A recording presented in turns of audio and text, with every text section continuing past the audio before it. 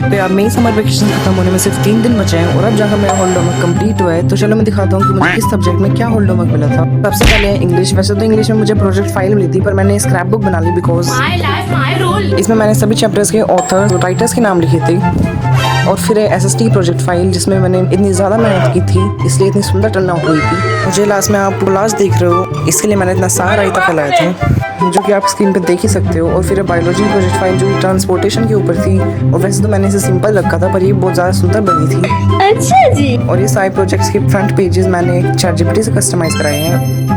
और फिर IT के प्रोजेक्ट में हमें बहुत सारे क्वेश्चंस मिले थे प्रैक्टिस करने के लिए, पर हमारे स्कूल वालों की मस्ती हो देखो, इसके लिए मैंने प्रोजेक्ट फाइल बनाई थी। फिर है फिजिक्स का प्रोजेक्ट। फिजिक्स में ऐसा कोई प्रोजेक्ट तो था नहीं, पर हमें प्रैक्टिस करने के लिए क्वेश्चंस मिले थे जो कि मैंने फिजिक्स की नोटबुक में कर ली थी। और हमारे मैथ्स और हिंदी वाले सर को लगता है हमारे ऊपर ज़्यादा ही दया आ गई थी इस बार, क्योंकि उन्होंने होमवर्क दिया ही नहीं। तो यार आज के लिए सिर्फ इतना ही, और अगर आपको लोग पसंद आया तो प्लीज़ लाइक और फॉलो ज़रूर कर लेना। Bye bye.